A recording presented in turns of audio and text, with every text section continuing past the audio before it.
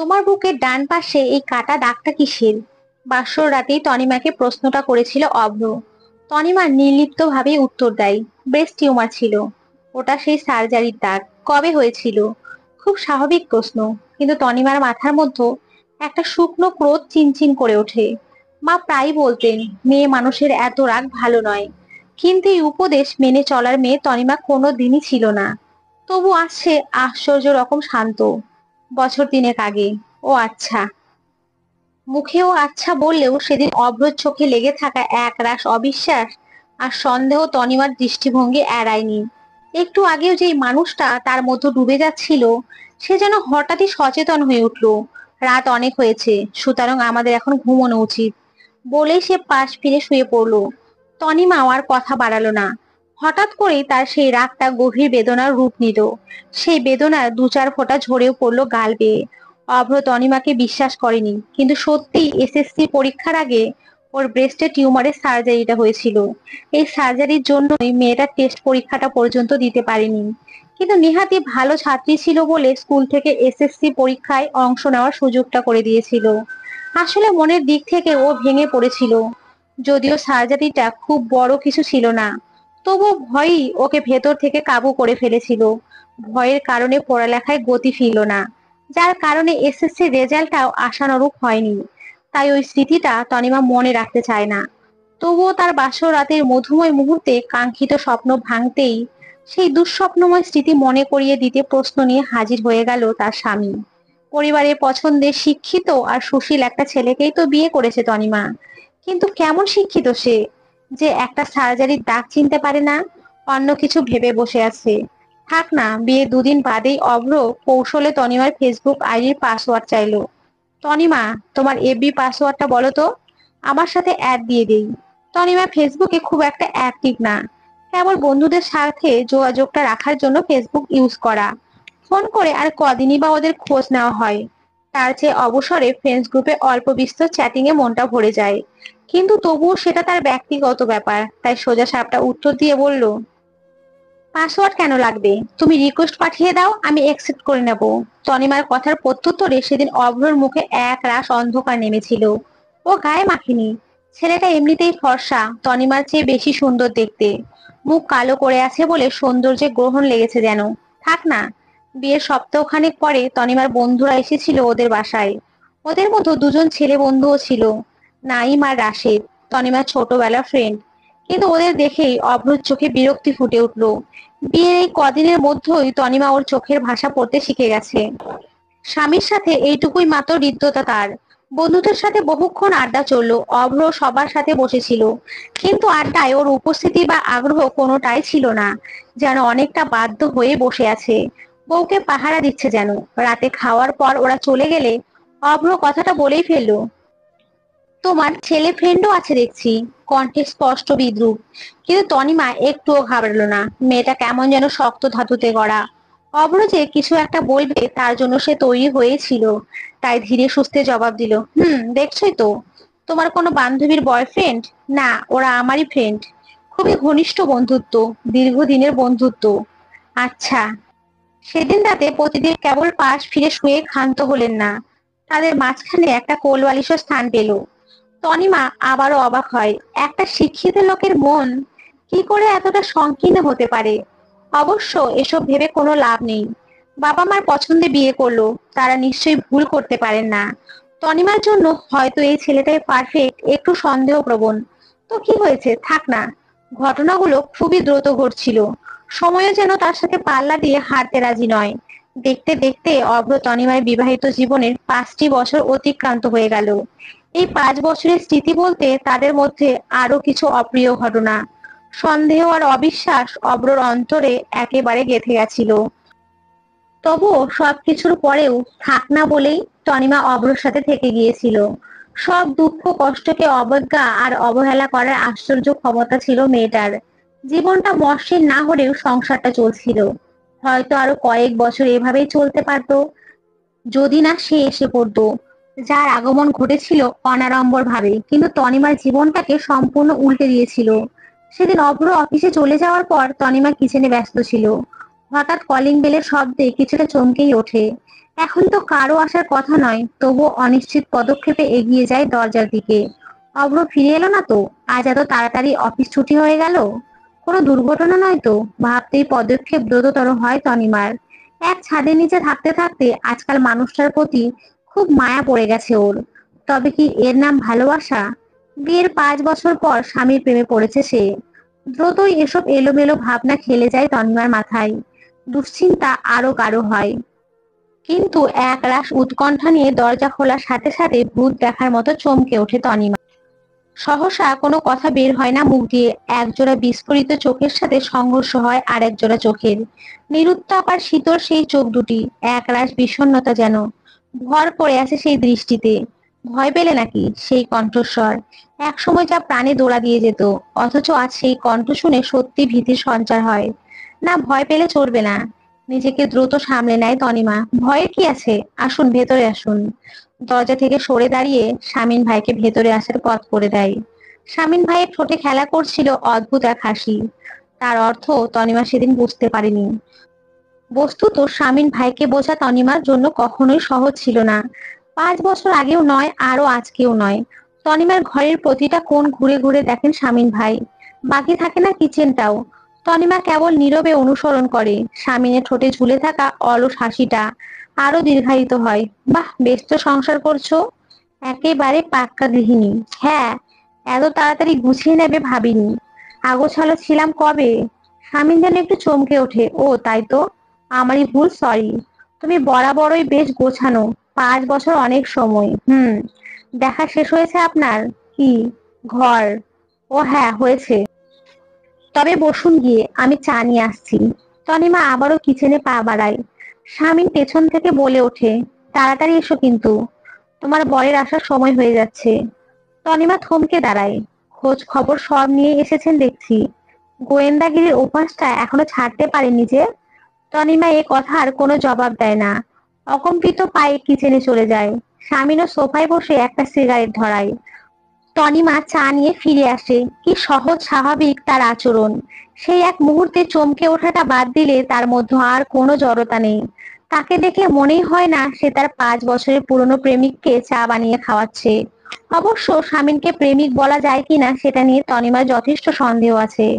ভালোবাসাটা ছিল একতরফা, কেবল তনিমার দিক থেকেই। স্বামীন ভাই তখন ক্যাম্পাসে নামকরা অভিনেতা, নাটক, থিয়েটার এসব নিয়ে তার মহা ব্যস্ততা। কিন্তু শুধু ক্যাম্পাসে সীমাবদ্ধ থাকলেই চলবে না, তাকে আরো উন্নতি করতে হবে। টিভি নাটকের জন্য বিভিন্ন জায়গায় অডিশন দিচ্ছেন। মোট কথা, অভিনয়ে একটা চমৎকার ক্যারিয়ার গড়ার জন্য নিবেদিত প্রাণ। সুতরাং ফালতু প্রেম ভালোবাসায় জড়িয়ে পড়ে তারুণ্যর প্রাণশক্তি হারিয়ে ফেলার কোনো প্রশ্নই ওঠে না। অভিনয় ছিল তার ধ্যান জ্ঞান আর একমাত্র সাধনা। নারীর প্রেম ভালোবাসা তার কাছে তুচ্ছ। মেয়েরা জীবনে আসে সর্বনাশ করতে। দেখা গেল প্রেমের জন্য যে ছেলেটা নিজের ক্যারিয়ার বিসর্জন দিল, কিছুদিন পরে সেই প্রেমিকায় তাকে ধোঁকা দেবে। তার যে একবারে প্রতিষ্ঠিত হয়নি। তারপর কত মেয়ে আসবে যাবে। অন্তত শামীম ভাইয়ের এটাই ধারণা ছিল। কিন্তু অভিনয় তাকে কি দিয়েছে? আজ পর্যন্ত তো তাকে কোনো নাটক সিনেমায় দেখাই গেল না। তনিমা অজান্তে ঠোঁট বাঁকায়। এই মানুষটাকে দেখে সব সময় সাদাসিধে হাসি খুশি মনে হতো। কিন্তু তনিমা বিশ্বাস করতো শামীম ভাই প্রচন্ড অহংকারী, নয়তো কি। একটু ভালোবাসলে কি হয়? শামীম ভাই কেন সব সময় এমন অধরায় থেকে যান? দীর্ঘশ্বাসগুলো বুকে আটকে থাকে। থাক না। তবু তনিমা তাকে ভালোবেসেছে, সেটা তার একান্তই ব্যক্তিগত ব্যাপার। ওইসব স্মৃতি মনে করে ক্যাম্পাসের বড় ভাইয়ের সাথে এতদিন পরে সাক্ষাৎটা মাটি করার প্রশ্নই ওঠে না। শামীম ভাই একবার চায়ে চুমুক দিয়ে আবারও সিগারেটের ধোঁয়ায় হারিয়ে গেলেন। তনিমা অবাক হয়ে দেখে 5 বছরে এই মানুষটার কোনো পরিবর্তনই ঘটেনি। একেবারে সেই আগের মতোই। মনে হয় এই তো সেদিনও শামীম ভাই তার বন্ধুদের নিয়ে ক্যান্টিনে চা সিগারেট খাচ্ছিলেন। ছাত্র জীবন থেকে শামীম ভাই প্রচুর ধূমপান করতেন। ধোঁয়ায় ভরিয়ে রাখতেন চারপাশ। সে ধোঁয়াশা অতিক্রম করে তাকে ছোঁয়ার সাধ্য তনিমার ছিল না। তাই দূর থেকেই তাকিয়ে তাকিয়ে দেখতো। ক্যাম্পাসে শামীম ভাই ছিলেন পরিচিত মুখ। শুধু অভিনয়ের জন্য না, কোনো ছাত্রের হয়তো হলে সিট দরকার, কেউ হয়তো সেমিস্টারে ফি দিতে পারলো না, কোনো ছেলে হয়তো ক্যাম্পাসে মেয়েদের উত্ত্যক্ত করছে। এমন সব সমস্যায় সমাধানে শামীম ভাই সর্বদা হাজির থাকতো। কত দিকেই না খেয়াল রাখতেন তিনি। শুধু একটা মেয়ে যে তার জন্য পাগল প্রায়, সেদিকেই তার দৃষ্টি পড়তো না। আসলে এত সব কাজের মধ্যে সময় কোথায় তার। এমনকি বিয়ের দিন তনিমা নিজে গিয়ে তাকে কার্ড দিয়ে আসলো। কবুল বলার আগ পর্যন্ত ওর মনে আশা ছিল যে শামীম ভাই নিশ্চয়ই আসবেন। কে জানে তনিমার বিয়ে হয়ে যাচ্ছে দেখে হয়তো তার ভালোবাসা জেগে উঠবে। তনিমা সবার আড়ালে একটা ছোট ব্যাগও গুছিয়ে রেখেছিল, যদি শামীম ভাই একবার বলেন চলো পালিয়ে যাই। 7-5 না ভেবেই তনিমা পথে নামবে, একটুও সময় নষ্ট করবে না। তাই সব প্রস্তুতি নেওয়াই ছিল, কিন্তু শামীম ভাই এলেন না।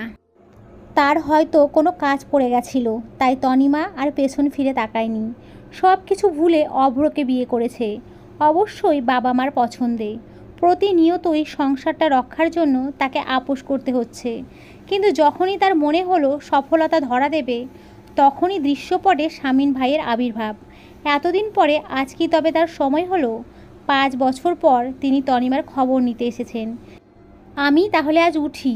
তনিমা নিজের চিন্তায় এতটাই ডুবেছিল যে শামীম ভাই কখন উঠে দাঁড়িয়েছেন টেরই পায়নি। ব্যস্ত হয়ে বলে উঠল, সে কি চলে যাচ্ছেন যে? দুপুরে খেয়ে যান। আমি তো জানতাম অভ্র সাহেব দুপুরে বাসায় খেতে আসেন। শামীম ভাইয়ের ঠোঁটে দুষ্টুমির হাসি।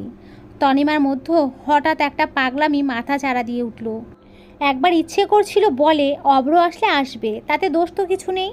কিন্তু কথাটা আর বলা হলো না।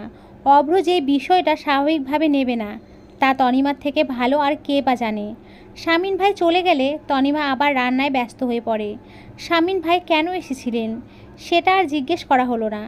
অবশ্য তনিমা তা নিয়ে মোটেও চিন্তিত না। সে জানে শামীম ভাই আবার আসবেন। তিনি পরের দিন এলেন, তার পরের দিনও এলেন। এভাবেই তার আসা যাওয়া চলতেই থাকলো। কিন্তু তনিমা এখনও জিজ্ঞেস করতে পারেনি শামীম ভাই কেন আসেন। তার সাথে কখনোই তনিমার 2-4টার বেশি কথা হয় না। তিনি আসেন, সিগারেটের সাথে চা খান, ঘড়ির কাঁটা মেপে ঠিক অভ্রর আসার আগ মুহূর্তেই চলে যান। কিন্তু কদাচিৎ 2-1 দিন যখন সময়জ্ঞান হারিয়ে যায়, তখন অভ্রর সাথে অনাকাঙ্ক্ষিত দেখা হয়েই যায়। শামীম ভাইয়ের তনিমা তাকে ভার্সিটির বড় ভাই বলে পরিচয় করিয়ে দেয়। অভ্র খুব একটা আগ্রহ দেখায় না, শুধু তার চোখটা জ্বলে ওঠে, তাও কিছু সময়ের জন্য মাত্র। এটাকে সন্দেহ বললে ভুল হবে, ঈর্ষা হলেও হতে পারে। যাই হোক, বেশ কয়েক সপ্তাহ এভাবেই চলল। এখন আর তনিমার মনে কোনো প্রশ্ন জাগে না, কারণ সে জানে শামীম ভাই কেন আসেন। এই জন্যই তাকে আর সহ্য হয় না। সে ভাবে এটাকেই কি পরকীয়া বলে? না, সেরকম নয়। তবে কী রকম দ্বিধায় পড়ে যায় তনিমা। তার জীবনের সব কিছুই এত অসম্পূর্ণ কেন? জীবনের প্রথম প্রেম তার কাছে ধরা দিল না, বিবাহিত জীবনেও পূর্ণতা নেই, আর এখন শামীম ভাইয়ের এই প্রত্যাবর্তন। মানে কি এসবের? কার হাত ধরবে আর কার হাত ছাড়বে, সর্বত্রই দ্বিধা, যেন দ্বিধার দেয়াল। আজকাল রাগী আর সন্দেহপ্রবণ মানুষটাও কেমন চুপ হয়ে গেছে। কথায় কথায় তনিমার দোষ ধরে না, সন্দেহ করে না। তনিমার অবাধ্য কোতটা হঠাৎ হঠাৎ আবার মাথা চাড়া দিয়ে ওঠে। অভ্র কেন এখন আর তাকে আগের মতো কেয়ার করে না? কেয়ার? তনিমা নিজের এলোমেলো ভাবনায় নিজেই চমকে ওঠে।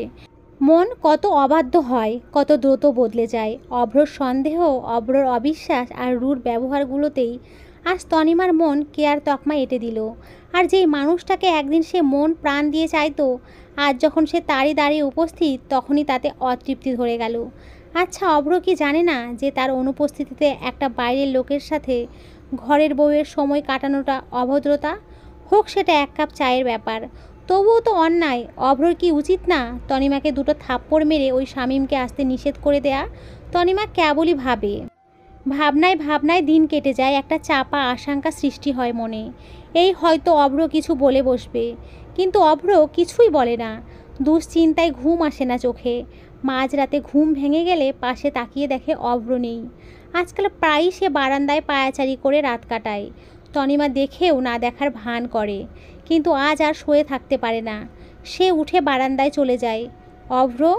অভ্র চমকে তাকায়। এ কি, তুমি এত রাতে বারান্দায়? ঘুমোওনি কেন? আগে বলো, তুমি কেন জেগে আছো? এমনি ঘুম আসছে না। তুমি আমার সাথে এমন কেন করছো অভ্র? আমি আবার কি করলাম? অভিমানে তনিমার কণ্ঠ রোধ হয়ে আসে। সে আর কান্না ধরে রাখতে পারে না। তুমি আমাকে আগের মতো কেন শাসন করো না? কেন জবাবদিহি করো না? হঠাৎ একটা দীর্ঘশ্বাসের শব্দে তনিমা চমকে ওঠে। অন্ধকারেও সে উপলব্ধি করে অভ্রর মুখে বেদনা ফুটে উঠেছে। তুমি আমার সাথে ভালো নেই, তাই না তনিমা? অবশ্য এটা আমারই অক্ষমতা। তোমাকে আমি ভালো রাখতে ব্যর্থ হয়েছি। এই কথা কেন বলছো? এটাই তো সত্যি। আমি তোমাকে বহুবার মিথ্যা সন্দেহ করেছি, কষ্ট দিয়েছি, তবু তুমি সব সহ্য করেছো। কিন্তু আর কত? মানে কি? কি বলতে চাও তুমি? অভ্র মৌন থাকে, যেন কি বলবে সেটা মনে মনে ঠিক করে নেয়। কিন্তু তনিমা আর অপেক্ষা করতে পারে না। এবারে সব জড়তা কাটিয়ে তনিমা আসল কথাটা বলেই ফেলল। শামীম ভাইকে নিয়ে তুমি যে আমায় সন্দেহ করো, সেটা সরাসরি বললেই তো পারো। এত ভনিতা করার কি দরকার? তোমার তো এটাই ধারণা যে তোমার অনুপস্থিতিতে শামীম ভাইয়ের সাথে আমি... ছি তনিমা, এসব তুমি কি বলছো? অভ্র তনিমাকে কথা শেষ করতে দেয় না। এরকম কিছুই নয়। আমি একসময় তোমাকে সন্দেহ করতাম, কিন্তু সেটা আমার অন্যায় ছিল। আর এই কথাটাই আমি এতদিন ধরে ভাবছি, কিভাবে ক্ষমা চাইবো তোমার কাছে। শামীম ভাইকে নিয়ে আমার কোনো সমস্যা নেই, বরং তিনি আমার উপকারই করেছেন। আমি তো তার জন্যই তোমার আর আমার সম্পর্কটা নিয়ে দ্বিতীয়বার ভেবে দেখার অবকাশ পেয়েছি। আমি আর নতুন কোনো অন্যায় করতে চাই না তনিমা। তাহলে কি করতে চাও তুমি? I am sorry Tanima. সব কিছুর জন্য আজ থেকে তুমি তোমার যে কোনো সিদ্ধান্ত নেওয়ার জন্য স্বাধীন। আমি তোমাকে বাধ্য করব না। তুমি নিশ্চয়ই বুঝতে পারছো আমি কি বলছি। অভ্র তাকে মুক্তি দিতে চাই। তনিমা বুঝতে পারে, কিন্তু অভ্র তাকে যেটা বোঝাতে চেয়েছিল তার সম্পূর্ণ বিপরীত ভাবনায় তার মনকে আচ্ছন্ন করে রাখে। সে অনুভব করে তার সামনে দাঁড়িয়ে থাকা এই মানুষটার মধ্যে হয়তো অনেক ভুল ত্রুটি আছে, কিন্তু সেও তো ধোয়া তুলসী পাতা নয়। শামীম ভাইকে প্রশ্রয় দেওয়া তার মোটেই উচিত হয়নি, কারণ সে এখন অভ্রের স্ত্রী। এই মুহূর্তে তনিমার জীবনে এই ভুলে ভরা মানুষটাই সব থেকে বেশি গুরুত্বপূর্ণ। ওকে ছাড়া সত্যিই চলবে না। তনিমার কান্না আরও প্রবল স্রোতে নেমে আসে, ভাসিয়ে নেয় দূরত্বের বাঁধ।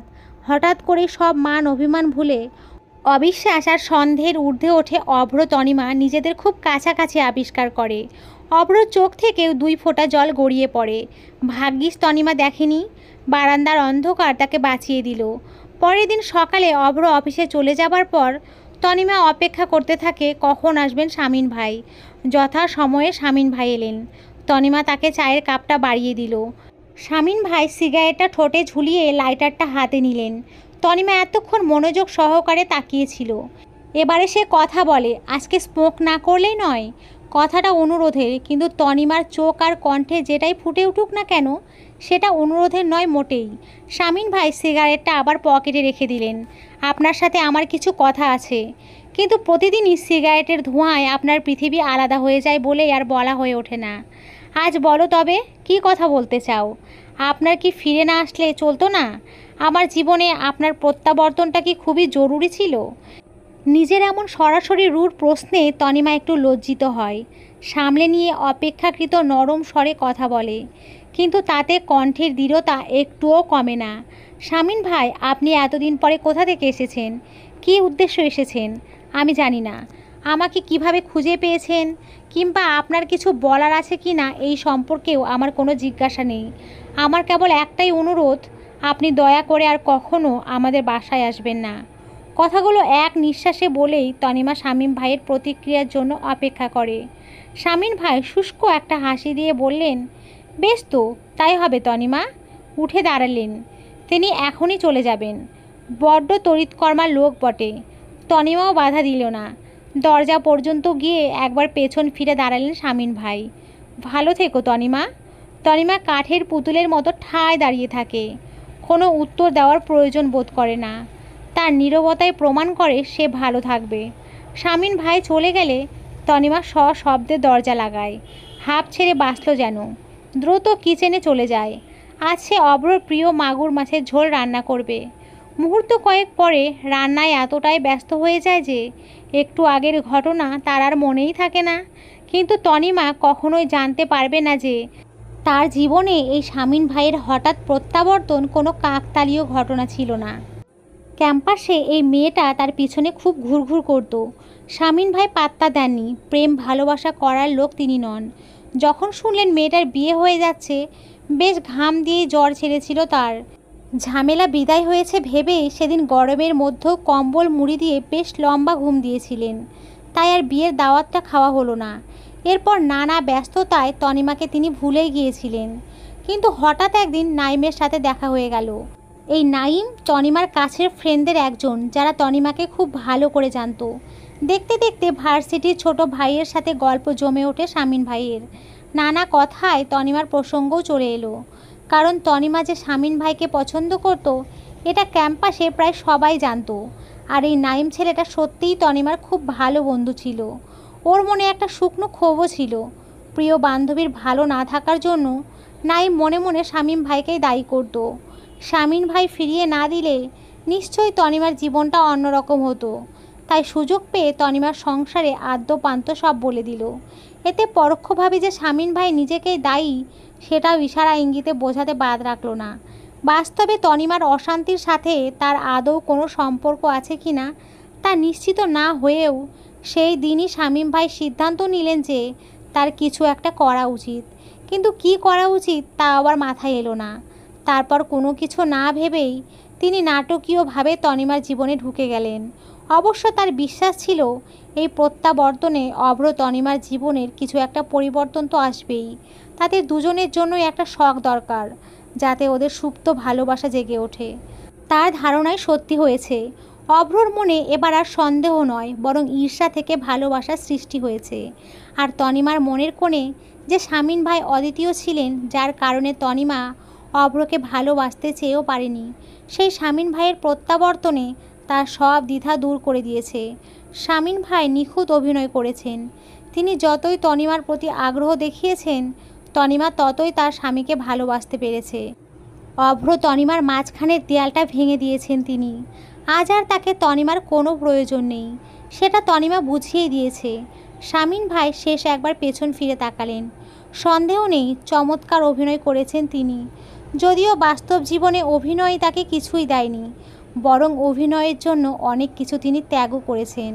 এত চেষ্টা করেও তিনি কেরিয়ার গড়তে পারেননি, তবু এখনও চেষ্টা চালিয়েই যাচ্ছেন। তিনি একজন ফ্লপ অভিনেতা, কিন্তু অভিনয়টা তার রক্তে রক্তে। তাই তনিমার সাথে অভিনয়ে এবার বোধহয় একটু বেশিই চরিত্রে ঢুকে গিয়েছিলেন। না হলে তার বুকের মধ্যে চিনচিনে ব্যথা অনুভব হচ্ছে কেন? চোখ দুটোই বা জ্বালা করছে কেন? তিনি আবার প্রেমে পড়ে গেলেন না তো? আরে ধুর, প্রেম ভালোবাসা শামীম ভাইয়ের জন্য না। তিনি সব কিছু ঝেড়ে ফেলে নিজের জীবনের পথে দ্রুত পায়ে হাঁটা শুরু করলেন। যেন তার কত তাড়া। পাশ থেকে একটা খালি রিক্সা যাচ্ছিল। রিক্সাওয়ালা ডেকে উঠল, মামা কই যাইবেন? কিন্তু শামীম ভাই শুনেও শুনলেন না। তার কোনো গন্তব্য নেই।